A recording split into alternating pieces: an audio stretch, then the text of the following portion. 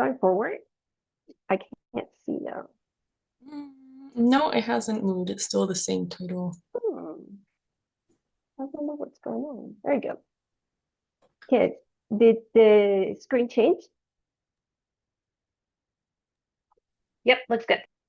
Okay, so the story that we're going to be sharing today is of the Caribbean coast of Honduras on a set of tiny or small islands. These are the Bay Islands of Honduras, and you can see these are three islands. One is the center of attention today is Utila, and this is the smallest island of the three. The three together are part of the Bay Island Marine National Park, and this is a huge conservation area in Honduras. But it is, as its name mentions, it's a marine protected area. What you can see below on the coast of Honduras, you can see La Ceiba, and that's the port where we have to take the boat to get to Utila, and that takes around like 45 minutes.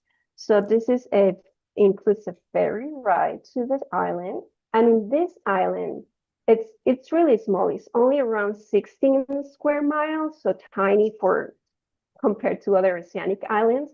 And what you can see here, Utila is predominantly very low-lying terrain, and so 2/3 of the island is covered by marshlands and mangroves. And if you can see, the turtle harbor is also reserved for marine turtles. And so most of the island is low-lying, and it gets flooded with tides and high tides.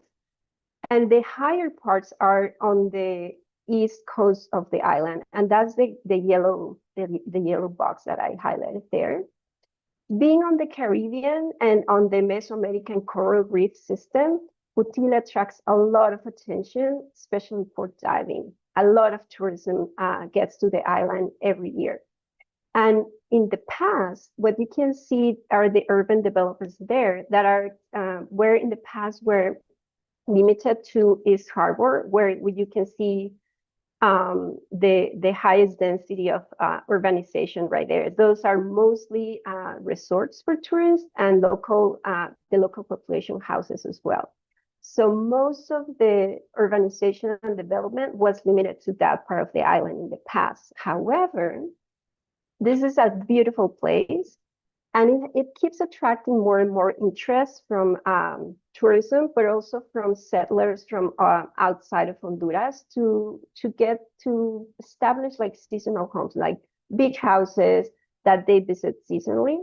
And what's going on right now in Utila specifically is that there is an expansion of the urban areas. And I don't know if you can see, but there is this very clear road that goes from the East Harbor, the urbanized area where all the resorts are, that go all the way up north to where Brandon Hill and Pumpkin Hill are marked right there. That's the other beach area, accessible beach area. The island doesn't really have a lot of nice sand beaches. That's not the type of beaches they have. But that part in the north does have a little strip of beaches. And given the access road that goes directly from the harbor to Pumpkin Hill Beach has been widened and improved. And what's happening and what we're seeing right now is all this area that you see forest or vegetation cover, these are the highlands. And this is not very high, but these are the higher elevations on the area.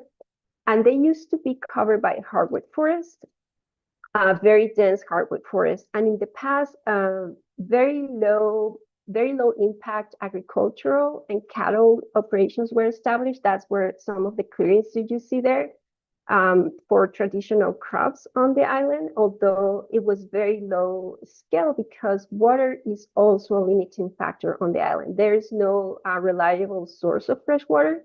So not a lot of agriculture can be established there. But what's going on right now with the boom of interest by tourists and seasonal settlers, what's happening is that these hardwood forests and previously agricultural lands are being cleared out and sold out for urbanization and resorts and homes, seasonal homes. And the road is it's providing this access for this development. So we are seeing a lot of changes on the landscape on the island, and not a lot of them are for good. So what you can see marked on the previous one as Pumping Hill, like Pumping Hill or Brandon Hill, this is what it looks like. Very dense hardwood forest. This is Brandon Hill, and this is Pumping Hill. Right behind that is the coast or the beach right there. And what we can see is even with remaining hardwood forests, houses are starting to encroach on natural habitats, and this landscape change is what is worrying on the island. In the past, there was a huge population of land crabs, seasonal migrations of land crabs. Land crabs populations are going down. Whale sharks was a main attraction on the island. Whale sharks populations or signings are going down. So what we're witnessing is a rapid change on the landscape and habitats on the island that are already feeling the effects on the ecosystems and the species that live there. So Brandon Hill and Pumping Hill right there.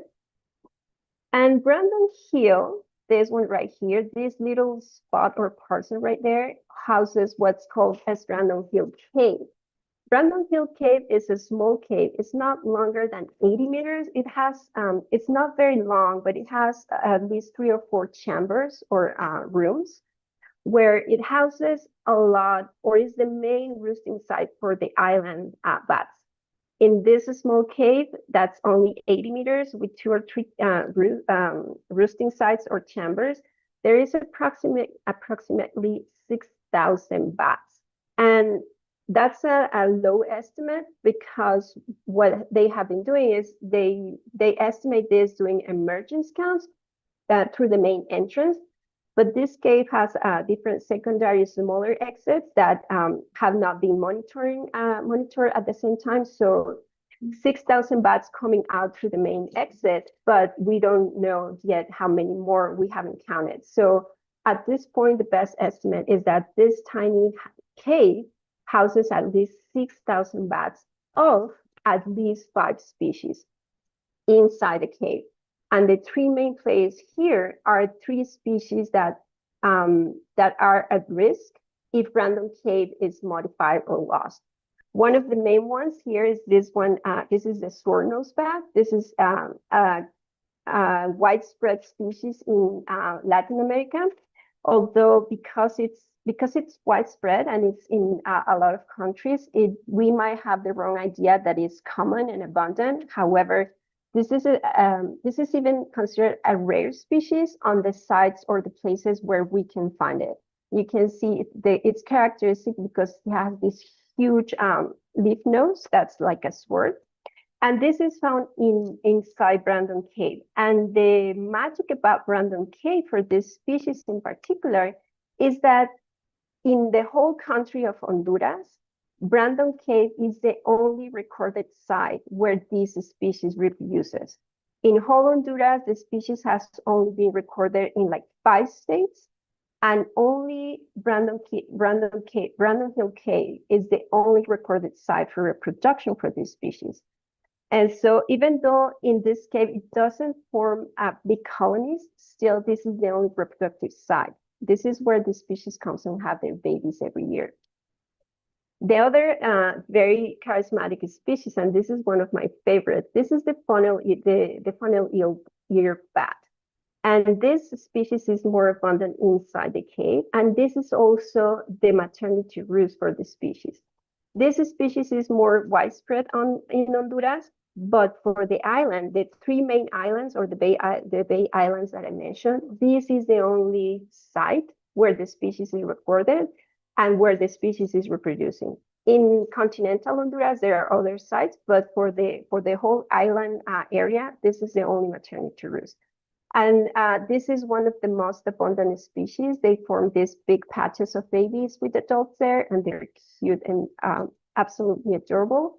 And reproductive season for these guys is between April and July or August, where the females are raising their pups right there.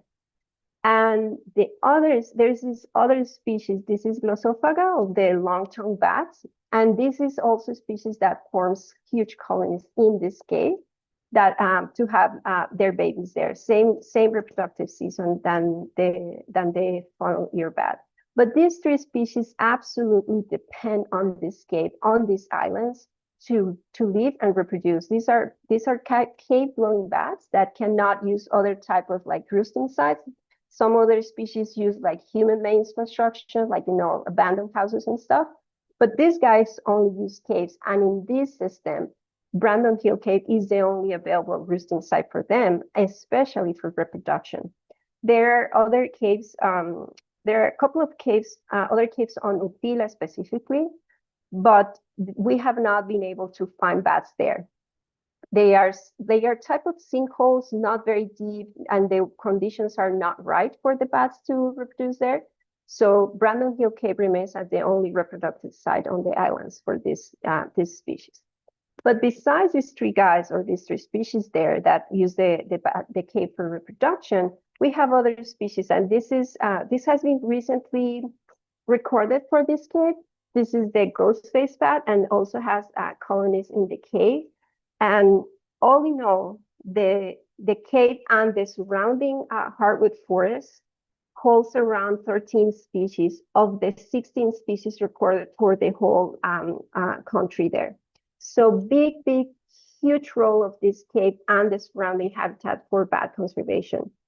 So some of the other species that live around around Brandon Hill, we have like fruit-eating bats that are building tents on the palm fronds in this hardwood forest on the cave. We were there this year, and you can see lots and lots of tents, some of in different stages of use, and you can see these guys just hanging there. And also, you will see a photo. The entrance of the cave is guarded by a huge strangler fig, and you can see the sapwing bats groups right there on this photo. They're just there hanging on the trunk of this strangler fig. So huge importance for bat diversity and bat species of this piece of land and the cave that holds. But on top of that, as in many islands, there are other species that are very, very restricted to islands, and they are considered endemic to the islands. So these two guys here are anoles, and these are endemic to Utila. And this is they are critically endangered because they're not found anywhere else. And with all the landscape changes on the island, there is a risk that we're going to lose these very distinctive species because they're not found anywhere else. And then we have like different species of snakes and geckos. And inside the cave, we have like freshwater repositories that house crustaceans that are most likely endemic. They have not even been described. And just recently, they also described a spider, a new spider that's just found in this piece of land. So huge biodiversity spot. But on top of all that, the cave holds archaeological remains. It was a very important ritual site for the native cultures that use the cave all the way up to the 16th century. And so the cave has whole archaeological remains that are now in display in the local museum. So on top of all the biodiversity value, they have this cultural value as well. And so this is the landscape, this is the site that we are racing to save, because given all this boom of urbanization and land and interest to buy land, the parcel that holds the Brandon Hill Cave is now up for sale. It just came up for sale last year. And there is a big interest in developers to buy land in this area. And so a local partner, a local organization in Utila reached out to us because they were very, very concerned that if someone else buys this land, it's going to be lost forever. Because I don't think any of the buyers are interested in conservation purpose. Tom, our local partner from Kanaha Wildlife Conservation, mentioned that some of these developers when he mentioned the value for conservation of the site, some of the developers were thinking about like, oh, sure, let's do like ecotourism center and let's put out like lights inside the cave and let's put a pool or just this idea that go totally against conservation. So he was really concerned and he reached out to BCI looking for how can we collaborate to save this biodiversity hotspot specifically because of its value for bat conservation. So we went there in September, and what we started seeing right away is all this land change in action. What you can see here, those higher points, those are pumping hill, and we can see houses being built as we speak, or well, back in September, houses going up like in real time. And then on your the bottom left corner, this is the usual picture that we get while riding that road that goes from East Harbor to Pumpkin Hill Beach. A lot of the agricultural land and hardwood forest being cleared out to and the parcels being subdivided for housing development. So huge urgency because this is what's happening right now. And Brandon Hill, the lot is up for sale as we speak. So we went into action. We rallied the troops, and we did a visit in September to map out the property. And what we could see here is how these housing developments or this housing properties or houses are going up right next to the red line, which is the Brandon Hill property. So sense of urgency, terror of losing bats and the colonies that exist in this island. And so one of the things that worry us as well is this is Vampirum spectrum, the false vampire bat. This is the top predator, largest bat in America. This was reported from the cave just in 2008, and no one has been able to find it again since 2016. So what we think is happening, the same way that the land crab population crashed and the shark whales are not being able to, like, we're not finding them as easy, we think that Vampirum spectrum is now locally extinct from the island because of disturbance of this cave. So huge sense of urgency because we don't want to see any other species go or be lost from the site. And after a few hitches, it takes like 3 hours to get from the main airport to La Ceiba, which is the ferry, and then takes another hour of the ferry. This wasn't us, nothing happened to us. It's just a nice picture. What you get is we take the ferry to Tila, and you can see beautiful hardwood forest on the background, but you can see all the development and the houses. This is the main port, and it's a really nice. I'm sorry for everyone that's in cold weather right now, but this is really tropical island, really nice. People are really nice as well.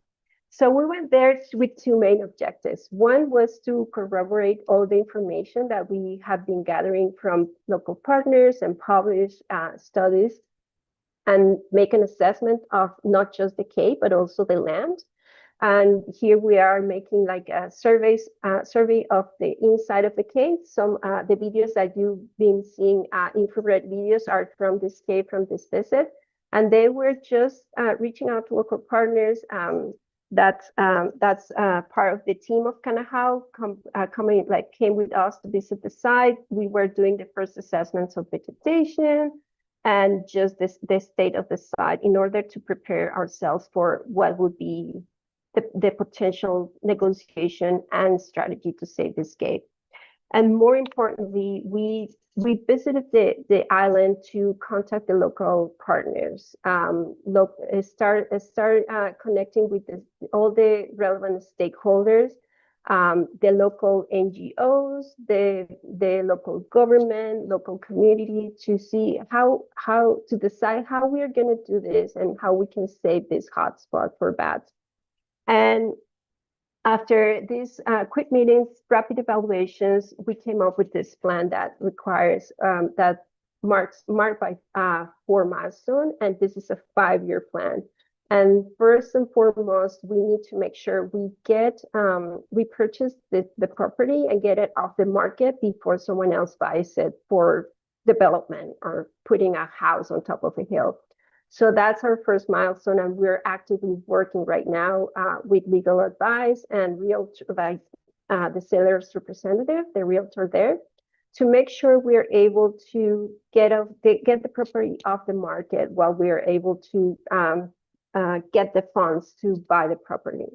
And after that, our long-term vision is that we will establish a protected area recognized by the federal government, and they will declare it as a site of importance for wildlife. And this will be a huge success for the Bay Island in its entirety, but also mainly for the Tila. This will be the first terrestrial protected area on the island. So huge milestone that we're planning to achieve like after first year.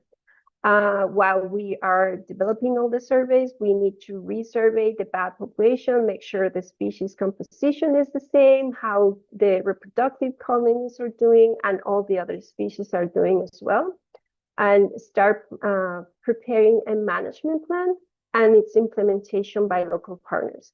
The conservation organizations on the island are very marine focused because that's what the main conservation efforts right now. But we've been working with them on how we can strengthen their capacity to manage and conserve a terrestrial habitat, and kind of how the local partner that reach out to BCI about this project have all this experience, but they're very small. So we will be working with them to strengthen them and make sure they are able to continue as in local partners to manage and conserve the site in perpetuity. And finally, what we see this is we go in there, we gather all the support necessary, we build local capacity, but at the end, we want the local conservation community and the local community to be the stewards of this land and this protected area and the bats that live there. So we will be working on that as well. And then fortunately for me, I guess, for BCI, we will remain part of the advisory committee for the area, and we will have to visit the island once in a while. But I mean, that's what has to be done, and I'll volunteer myself for that. And I just want to give a great recognition to all the local organizations that rally behind this effort, that have been very supportive, and especially to Rainforest Trust that offered to match donations for the land purchase cost. That was a huge backup, and recognition that this is worthy, this has to be done, and we're working with them to raise the funds to land the purchase, and then BCI through the support of their donors and their followers and supporters, we will cover the cost of establishing the area, managing the area, building local capacity and outreach, and hopefully we will get there by year 5. So all of these and some more that are not here, but a lot of support from everyone that rallies behind by conservation and our organization as well. So this is our plan for 5 years, and we're working actively on it. And then our main goal is to preserve this beautiful piece of land, and you cannot see it from here. This is from the top. The cave is down there, and you can see this beautiful forest that is guarding the cave and its population, its bat population. And this is for us the final goal, to prevent the loss of this paradise for bats due to development and landscape changes. So that's why we're here, and that's why we are. This is why we're so passionate about complicated and complex projects, but it's totally worth it. And this is why we're racing to save Brandon Hill Cave. And I just wanted to let you with a little video that we were able to produce because when we were there in September, we were documenting everything in video and photos, and we were able to put this together because more than what I can say, more than 1,000 words in image can convey this beautiful place and its importance for that. So I'm just gonna go ahead and let me know if there's something, if something goes smoothly.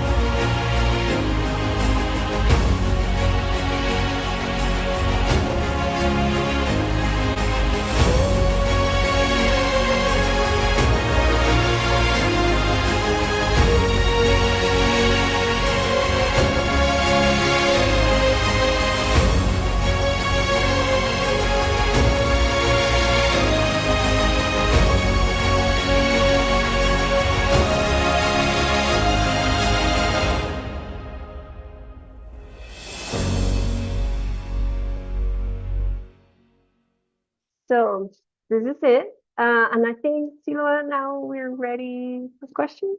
Let me know. Yeah, absolutely. Let's find these questions here. Okay. So one of the first things that had come up was that there was a little bit of confusion around the species that are living in the cave, the bat species. Could you list them out for the audience? Yeah, the three main ones is the sword-nosed bat, the funnel ear bat, and the Glossophaga, the long-tongue bats. Those are reproductive species. But then we have also ghost-faced bat and I think some fruit-eating bats. Those are inside the cave. And then surrounding the cave, we have these bat making fruit bats. And we have like the, let's say, the sapwing bats as well. And another couple of species, but those are outside the cave as well. They roost outside the cave. They roost like in palm fronds and crevices on these trees. Okay. Let's see here. So folks, Angela is asking, how can we help? First of all, we always say that just share your passion and knowledge for bats and just bat conservation all over the world. It's big help when everyone shares their passion about bats. For this specific project, we are now actively fundraising to match Rainforest Trust donation. And so if you're able and you can go to this QR code there, this is our fundraising page. Every little help counts. So that would be for this specific project. But everything, just talk about bats with everyone and share your passion and help them see how beautiful these creatures are. Definitely agree with that. Yeah. And then sort of a follow-up question here. Let's see. A watcher has asked, how much money have we raised and how much do we need? So far we've raised $83,000. And Anna, will you tell us what our goal is? Our goal is, so I think we're around 400,000 if we can match Rainforest Trust donation, so half and half, so around 200,000 from BCI, 200,000 from Rainforest Trust. I think those are the numbers. Yeah, so we're almost halfway there in terms of our fundraising. And right now, any donation that is made gets matched, so it's doubled. If you donate $5, Rainforest Trust also donates $5, so it's worth 10, and so on. So it's a great opportunity to have double the impact. So a question we've got here that's come up: Are we also buying parcels of land around the cave, or is it just the one where the cave sits? Right now, it's just the parcel with the cave. We have this advantage that a small property right next to the Brandon Hill property, is managed by Canajao, the local organization, and so they have like a research station there. And so for now, that's also protected. It's a small parcel, but as of now, we are just starting, or we're just buying Brandon Hill.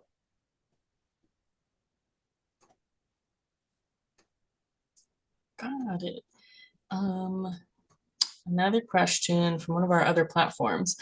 If the island is so small and isolated and takes effort to travel to, why are developers so interested in it? With the indigenous artifacts, couldn't that give it a protected designation? Why are they so interested? Because I mean, I understand it's beautiful, it's quiet, it's not this big touristy developed side that sometimes gets too crowded and too crazy. So I can see the charm in a small island. And when I say it's difficult, I mean it's not impossible. And the whole trip from the airport in San Pedro Sula to La Ceiba, it's beautiful. I mean the country itself is beautiful. So it's a nice trip, a nice travel. And there are some direct flights from the US. So there's a lot of the foreigners established on the island and are from the US. So it is just a long trip, but it's a beautiful trip. And so I can see the appeal. The diving, I'm not a diver, but I've seen photos. The diving, the reef, the caves around the island are beautiful. So I can see the appeal. And I think that's why they're reaching out, because Roatan, which is the largest island of the three, it's now very developed. That was like the tourism hub before. And so I guess it's too crowded, and now they're looking to go into like a quieter Caribbean destination, I guess. And I forgot the second question. Oh, where was it? Since there's indigenous artifacts found there, could that give it a protected designation? Um, I'm not sure. I'm not sure how the laws in Honduras work around those. What I know is that Canajao has been very diligent into safeguarding the artifacts. They actually, Canajao is trying to establish, or they just opened the local natural and cultural history museum. So they're cataloging and safeguarding this, and they are backed up by the local government. So maybe they are protecting the artifacts out in ex situ in a museum, so the site is not as relevant now. But I don't know how the law works in Honduras about those sites. Okay. We've got a question from Linda here. Does the is the Honduran government interested in helping the conservation effort for Brandon Hill Cave? Yeah, definitely. So we already met with them while we were there in September, and they are guiding us through the process of what type of conservation area we can establish, this being a private conservation area, what are the requirements, and all the steps that are required to get the area certified as a site of importance of wildlife.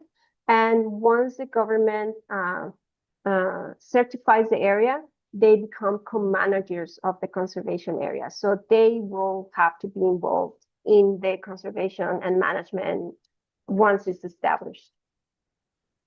Okay, got it.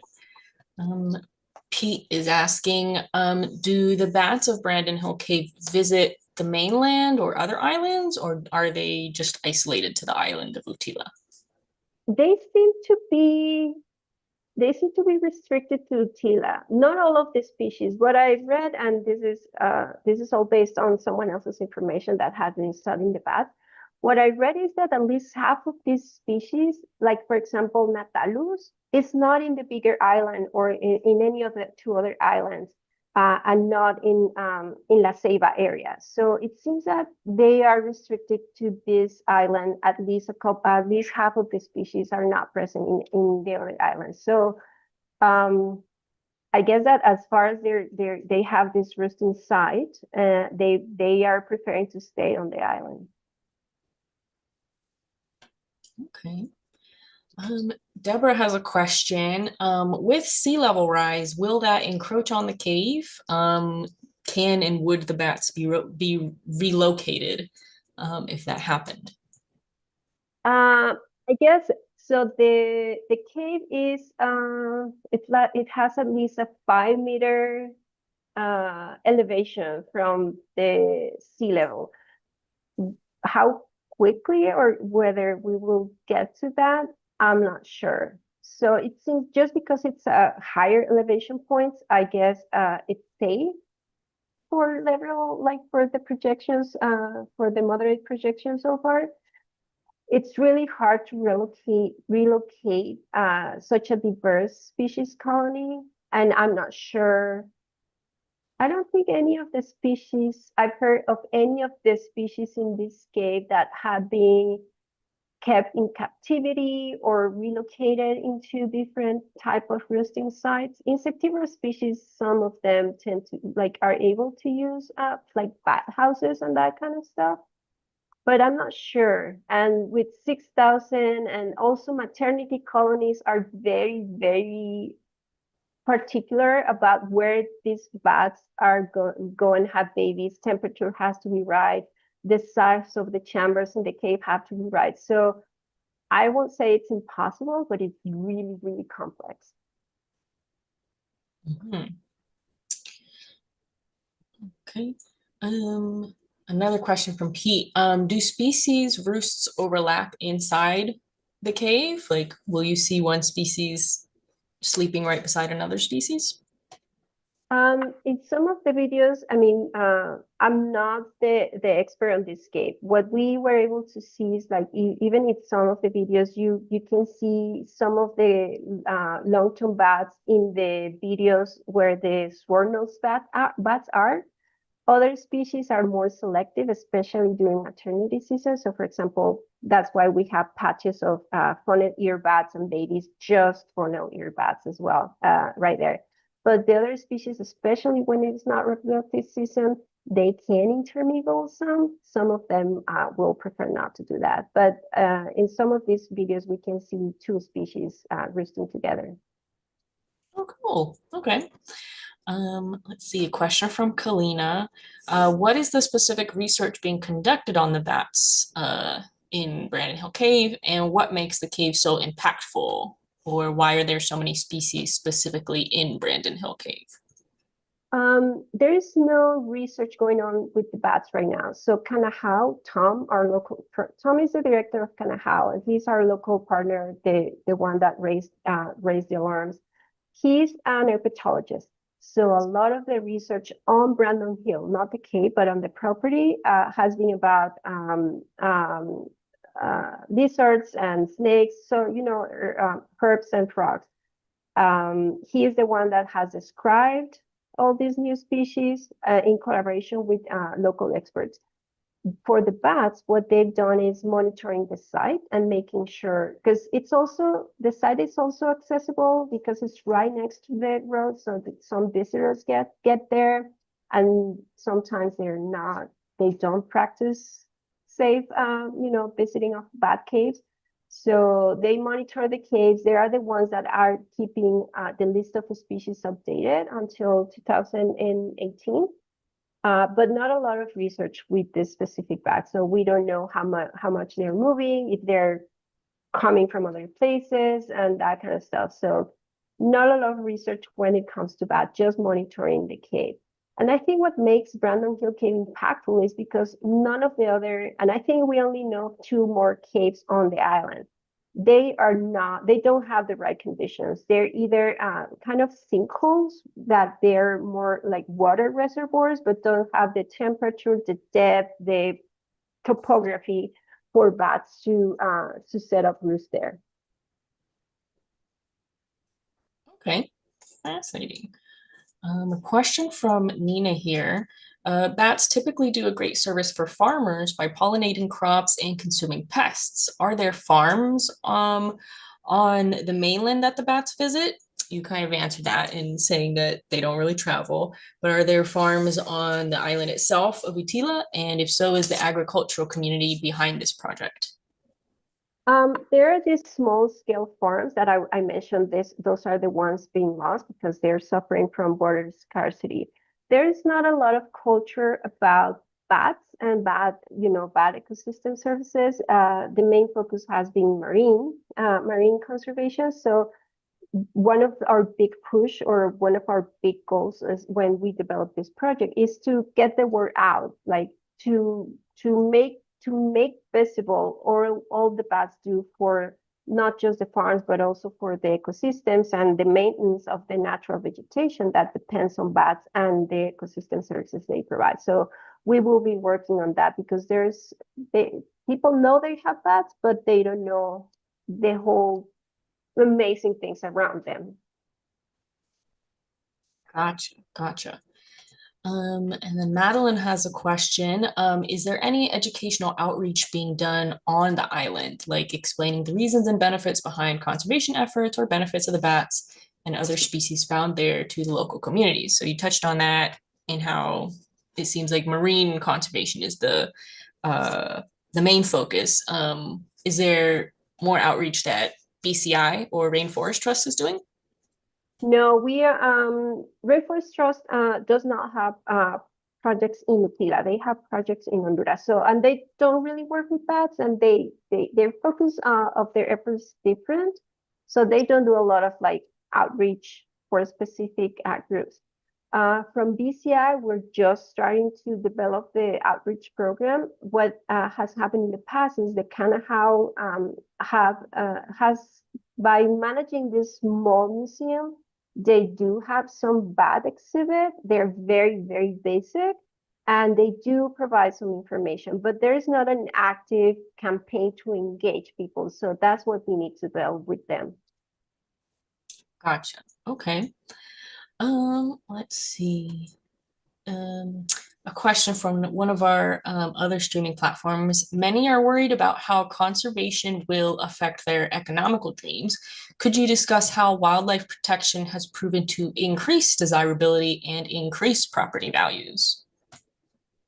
Yeah, so one of the things, especially, I'm not sure in Honduras, but one of the things that it happens in Mexico is this ecosystem services, like for example, farmers, um, once we're able to establish the link of the benefit of having bats either to pollinate their crops or to control pests, they are developing these new ways to produce, like for example, certifying organic produce because they're using bats as pest control instead of using pesticides. So it's all about establishing the link of what the bats are doing for them. And it depends on where you are and what the motivation is behind land management and production that we've been always able to find the link. Like for example, in Mexico, one of the classic example is tequila production and how long-nosed bats are the ones that pollinate agaves. So for some of the brands that produce tequila, managing their property or the agave cultivation better gives them this extra value for some markets that appreciate conservation efforts. So the strategies are vary a lot depending on where you are and what the motivation is. But it's just about finding that value that the bats and bat conservation brings to their systems. Got it. Okay. Someone's asking, so how big is the cave? Seems like an unusual feature to find on an island. I can say, at least to start, that what we've been told is it's 2.5 acres, which I looked up, which is slightly less than 2 football fields, to put it into perspective. Yeah, so that's the whole plot, and that includes the hill. So that includes the hill where the cave is situated. And I've only been to the entrance. I'm gonna say I was not brave enough to wander into it. Apparently, John, our director for endangered species interventions, went in there with Tom. There are like very tight passages, and I was like, no, I'll be taking photos from the outside, and I was at the entrance. So the cave itself is not that big. So if depending on like perspective. I work in a lot of cases in Mexico where you have 2 kilometers of tunnels and they're like huge chambers or yeah, tunnels. This one is only, so what amazes me about this cave, apparently it's only 80 meters of tunnels with 2 or 3 main chambers, and yet they hold all these bats in there and they safeguarding all these maternity colonies. So the land itself that's up for sale that has the cave on it is only like 2 football fields, and the cave is kind of small, but apparently it's just bat heaven because everyone is there. Oh, nice. Bat heaven. Yeah. So last question here. How can folks stay updated with the project and whether we get the cave or not? My recommendation for folks would be to subscribe to our email list on batcon.org. Yeah. Yeah, and sometimes we do little like snippets and updates through social media as well. We in our website we post some story blogs, so we will be spreading the word. Like sometimes it's a follow-up webinar. So just as Sloa mentioned, subscribe and we will be on the lookout for news from the project. Absolutely, yes. Follow our social media, subscribe to our mailing list. And even better, become a member if you're not one already. Okay, well, that is our webinar. Thank you so much again, Anna, for educating us about Brandon Hill Cave and the situation there. Thanks as well to the audience for joining us. Again, if you'd like to chip in to protect Brandon Hill Cave, scan the QR code or visit batcon.org/savebhc. To learn more about our other work, visit our website at batcon.org. And like we just said, subscribe to our mailing list and newsletter. That's where you can hear about our future webinars and all of the work that we're doing. This webinar is recorded and it'll be available on our YouTube channel. There will be a link in the post-webinar email that you'll be getting shortly. So any final words for us, Anna? No, just thank you, BCI team, for facilitating this. Thank you so much for making this possible, and to the audience to open up your time and your space to come and share our passion for bats and bat conservation. That's it. Absolutely. Well, thanks again, everyone. Thank you, everyone who's mentioned that they've already donated. Thanks for standing up for bats. We'll see you all next time. Bye.